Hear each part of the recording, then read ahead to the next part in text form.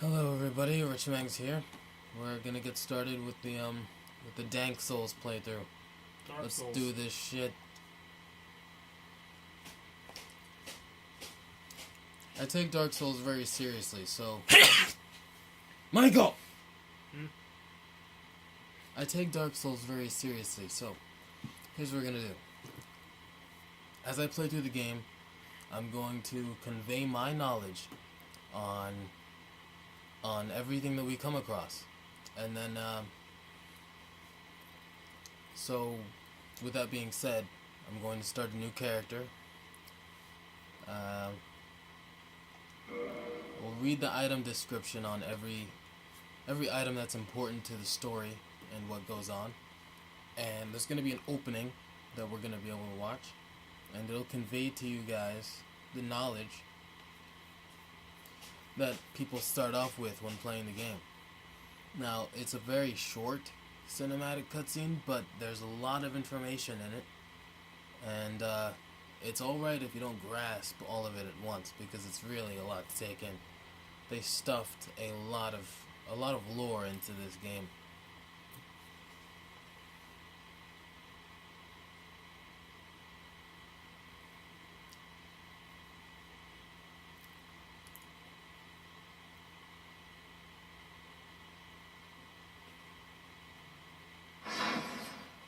So we're going with the new game. Just to show you guys my skills. Look at this. Blam. Now these are characters that I've started recently, but as you can see, they're pretty high level. I used to have a character that was like around level 250, but I got rid of it because I reached the point where I couldn't get any further. Anyways, we're starting a new game, so everybody pay attention. Close attention. With the character, I'm gonna enter a name. Let's call him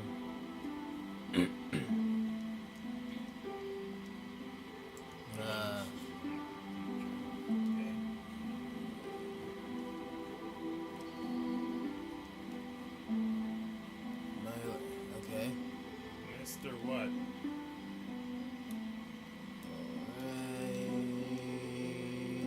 Is that an emoticon? Just like the slash, the equal sign, and the zero, it kind of makes a face. Alrighty then. There you have it. Starting off with Mr. Fig. Really? It's gonna be a dude, obviously. Class. Classes are very specific in that depending on what class you start with, sorry about the quality, you guys probably can't even make out what's there. Alright, this guy, he's naked. He's called Deprived. This guy is a cleric. He uses magic. Light magic. This guy, Pyromancer. He uses pyromancy. This guy, Sorcerer. He uses all kinds of magic. Very high class magic and stuff. This guy's a hunter. It's exactly what it sounds like. This guy's a bandit. He's more of a focus with strength. Not the character to start off with if you're new to Dark Souls. It's more of a high risk, high reward build. This guy's a thief. He does maximum critical damage with that knife, but as you can see, he doesn't have a very heavy shield. With the Wanderer, it's exactly what it sounds like as well. It's literally just a Wanderer. He's got a pretty decent enough shield, but sorry about that. Background noises that I cannot control. Anyways, he's got a pretty decent enough shield, and as you can see, he's got a curved blade, so he's definitely from another land, a traveler, hence the name. This guy, a knight, what most people new to Dark Souls start off with. He's got a pretty decent shield. I would say that's got about 80% blocking on physical damage. Sorry about the background noise, holy crap. Okay, this guy, a warrior. He's got a shield. It's a heater shield. It does do a lot of good fire blocking, but as you'll come to notice in the Souls games, it doesn't really matter what you can deflect, because most things can do damage to you when you get hit. This guy's a warrior. He's kind of like a Mario-like build, you know. He's well-rounded. In fact, the creators of the game, they wanted to come up with an armor that kind of suit the world. So you notice the arm guard on the left, on his left, and with a shoulder pad on the right. It's pretty unique to Dark Souls in that they wanted to create something that looked different, in a sense. When it comes to they wanted to create something that's like a cross between a knight and a wanderer. Right. So with the class, I'm gonna go with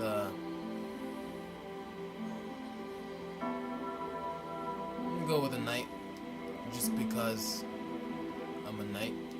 Now with the gift, Goddess's Blessing, you'll find many of those around the game. Well, not many, but quite a few. Black Firebomb, normal item. Twin Humanities, kind of a rare item, because you usually just find one humanity. But Twin Humanities are special in that some people say that Twin Humanities are from women who were pregnant that became hollowed. But that's a whole nother story. Binoculars, pretty useful item if you're a sorcerer, because that allows you to cast magic long distance. Very useful. But I'm not a sorcerer, so. Pendant. It's literally a pendant. It has no status effect whatsoever. Master Key. This opens a lot of doors in the game. It's the gift that I usually go with. Tiny Being's Ring. It does nothing. Even though it says that it slowly recovers HP, it actually does nothing. This is just a way of trolling you. The Old Witch's Ring allows for the player to have a conversation with the character that you meet later on in the game. It's a pretty tragic story behind that as well. But for now, I'm going to go with the Master Key. For my physique, you already know I'm kind of fat, so we're going to go with that. Really? Alright, so the face. Let's see, we got Commoner, Delta Farmer, Astora Noble, Dragon Scholar, Thorolin Cleric, Jubilant of Katarina, Dubious Karam, Classic Xena, Eerie Great Swamp, and Fari's Traveler. So Fari's Traveler, these are like basically from the Americas, but this is like a different world, so it's just in relative to that. You know. I'm gonna go with the Jubilant of Katarina, simply because this dude, he looks happy to be alive, even though he's dead. Alright. With the hair. Since this guy is Mr. Fig, let's give him a Fig Nugget hairstyle. Alright. Let's go with that. Okay. And the color, of course. He's the Golden Fig Nugget. In days long past, there was once a chosen golden fig nugget to travel these lands, and that's this guy, with his golden acceptable hair. Anyways, carrying on. Pay close attention to the story now. It's gonna get deep.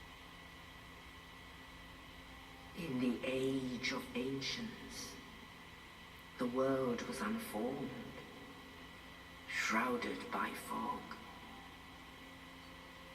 A land of grey crags, arch trees, and everlasting dragons.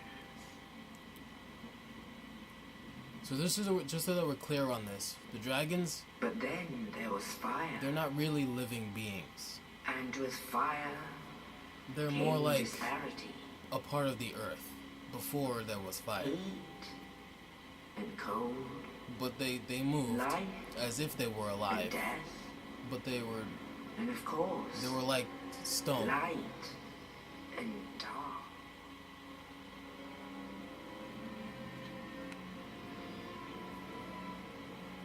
Then from the dark they came and found the souls of lords within the flame. That rhymed. With the skills. If I were to beat anyone in Dark Souls, I'd want to be this guy. The first of the dead. I thought that was a she. No. And that was the other thing? The other skeleton mashup The then? Witch of Izalith There's more than one? and her daughters of chaos. Gwyn, the Lord of Sunlight, and his faithful knights. And the furtive pygmy, so easily forgotten. Now, there's a lot of backstory behind the furtive pygmy that we're gonna get into later on once we reach the DLC. But until then, With the strength of we're gonna go gods, along with the they Gwyn challenged the storyline. dragons. Gwyn's mighty gods peeled apart their stone scales. Was that lightning meme you were talking about? Witches weaved great firestorms. No! Dick Lightning is in the second game. Leto unleashed a miasma of death and disease. See, look how fabulous he looks with that robe. The scales betrayed his own, and the dragons were no more. Have you ever heard of a scaleless dragon? I think this guy was the first. That's right. Thus began the Age of Fire.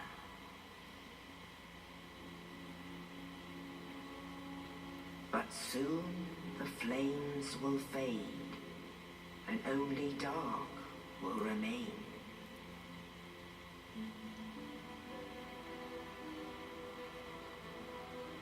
Even now, there are only embers. So we've gone over this time and time And again. man sees not Right. light, but only endless lights. This game and the games And like it, amongst the living are seen the eras that they call the Age of Fire and what have you, of the accursed they're like a dark bonfire. side. You start the flame, it has its brightest moments, and then it slowly fades away. And of course, the dark sign, which you see before you, signifies the beginning of the end of the flame.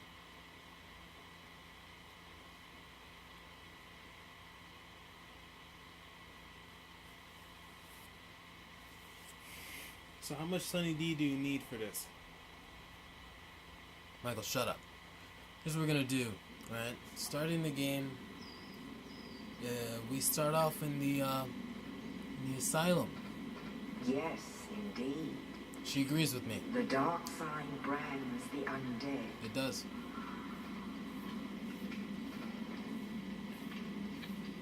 And in this land, the undead are corralled and led to the north.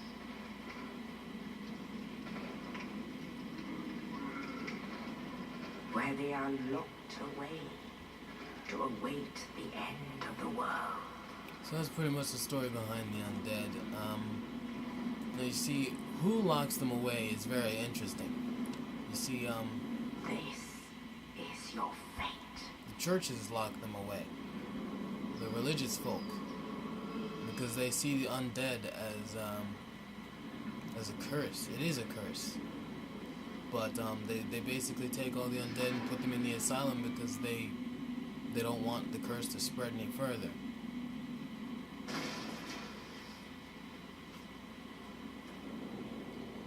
So that dude up there who gives us the key to get out of here, very interesting story behind him. And we're gonna run into him a bit later.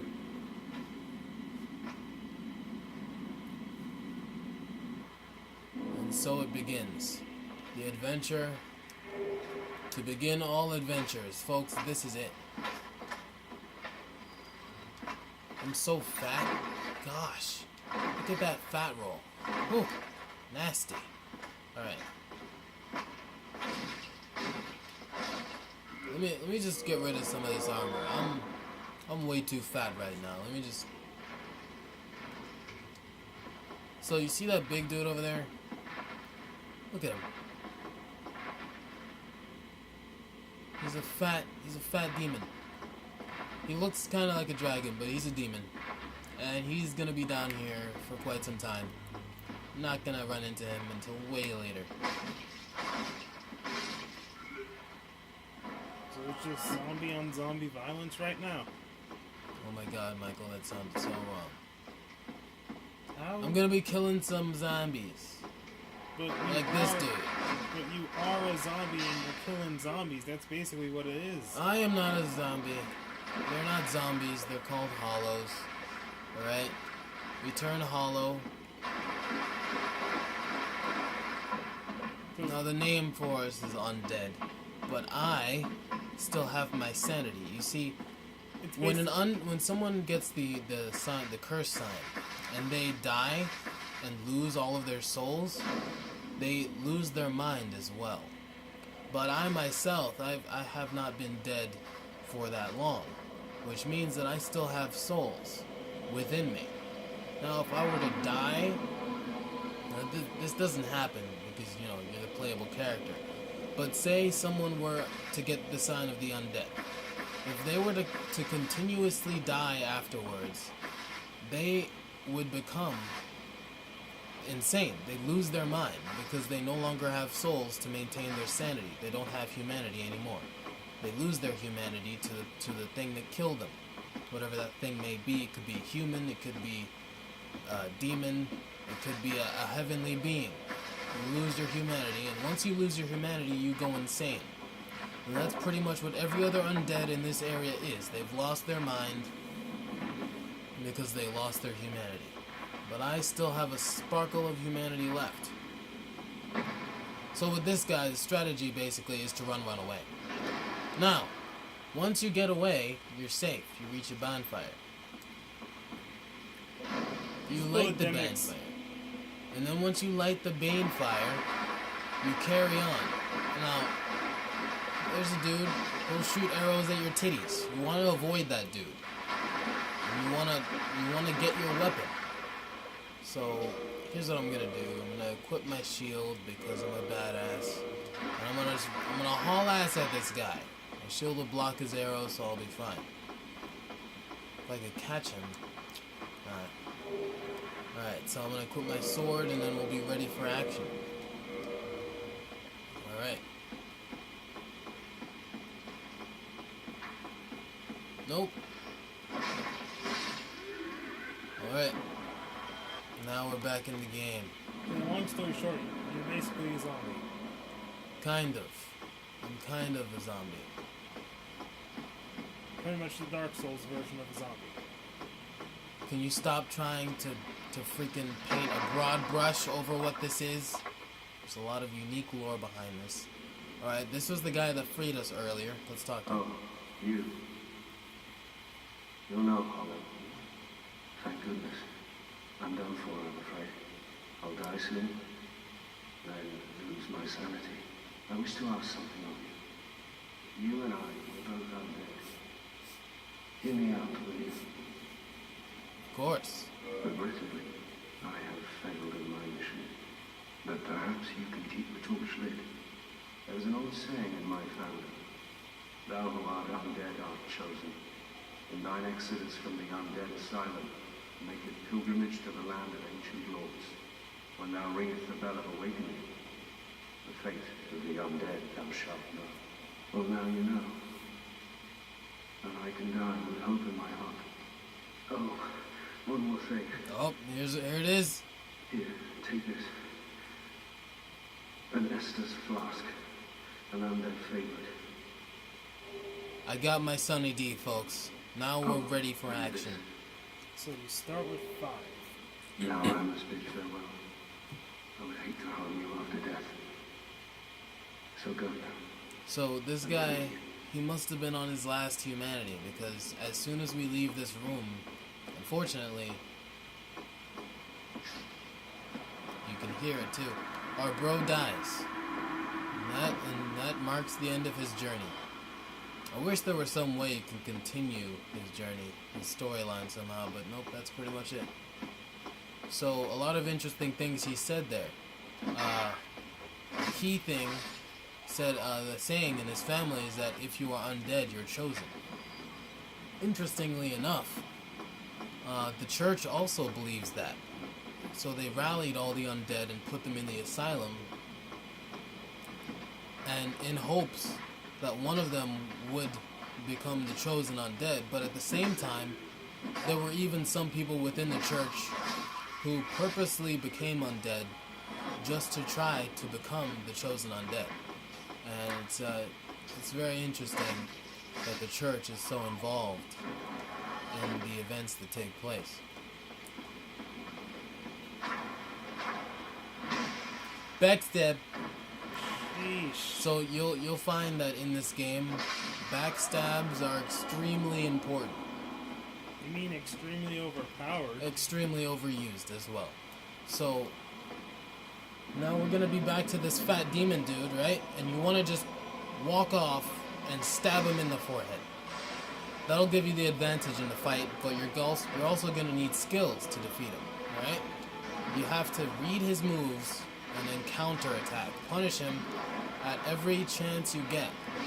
That's the way that most of these boss battles work.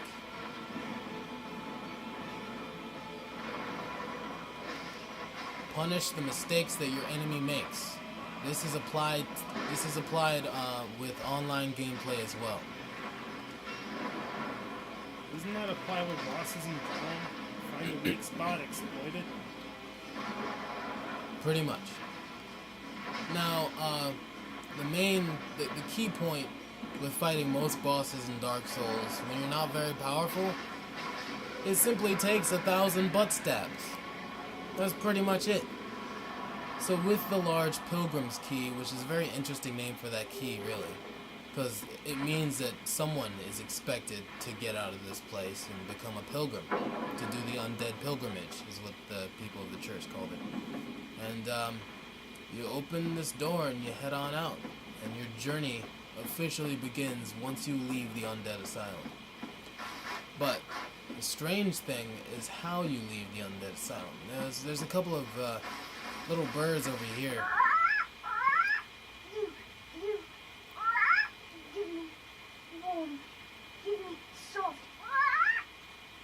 Unfortunately, I don't have the required items, but if you give them specific items, I forgot what exactly what they were, but if you give them like rubbish, then they'll drop kind of random items for you. You can find it online, the list of items that you can give them. Only in the ancient legends it is stated that one day an undead shall be chosen.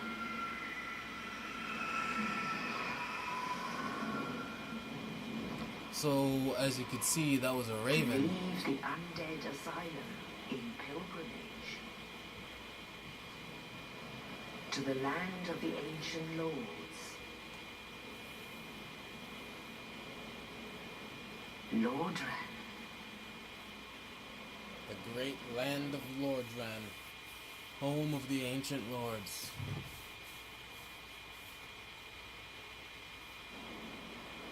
So, very interesting how that occurred. How a giant raven pretty much just came and picked me up.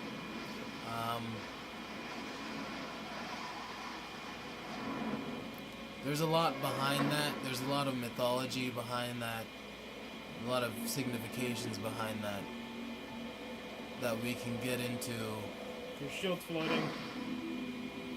So here we are, the base of everything. This one place is connected to almost every other area in the game, and we'll find that out as we play.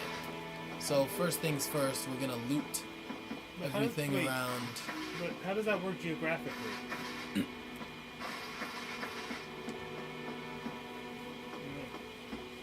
This place appears to be at a ravine of some sort, so I'm guessing that there's probably like some areas in a mountain, some places down in the crevice. It works itself out. I'm not explaining it to you. There is no map in Dark Souls. That adds to the difficulty. It's part of the reason why people gave up so early on. I mean, a general map of the region, like how all the places connect. You can Google that, can't you? There is a map that exists, but it's not going to show you exactly where to go. It just connects all the regions in a way that makes sense. Because most of them are connected, as we'll find in later episodes. So this guy here interesting story behind Hello him. there. I believe we are not acquainted. I am Petrus of Tharaland. Have you business with us?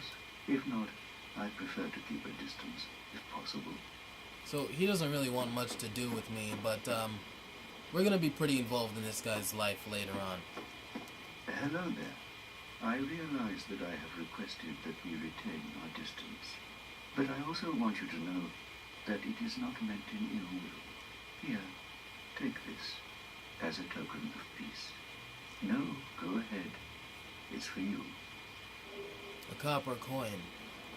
Now, of course, there are places in this world where currency is still used instead of souls. And in those places, there are, of course, people who are still alive. This guy, he's undead. But, him giving me that coin, it kind of signifies that maybe he's either given up on returning to, the place where currency is still used instead of souls, or that he simply does not want to return to that place, whatever that place may be. Thoroland, kind of. That's where he's from. This guy, cynical. Probably one of the most cynical characters in the game, really. Well, what do we have here? You must be a new arrival. Let me guess. Fate of the undead, right? Well, you're not the first. But there's no salvation here. You'd have done better to rot in the undead asylum. But too late now. Well, since you're here, let me help you out. There are actually two bells of awakening. One's up above in the undead church. The other is far, far below, in the ruins at the base of Blight Town. Oh, that'd be Bring them cool. both, and something happened. Brilliant, right? Not much to go on, but I have a feeling that won't stop you. Bet your booty. So, what do you know? It is why you came, isn't it? To this accursed land of the undead. So this guy's he's pretty cynical, as I said. He pretty much just sits here simply because he just doesn't want to go into this dangerous place, and you really can't blame him. This is a very unforgiving land. So that marks the end of the gameplay for today. I heard Blighttown sucks. Michael, shut up. I heard no one likes Dude, Blighttown. shut up. That marks the end of the gameplay for today. We'll continue this in about a day or two. Seriously, don't do this. It's called And- Blighttown. I'm not expecting positive things. When we start the next episode, until we start the next episode, I'll be doing some leveling up. So expect some different armor and stuff. And that's about it.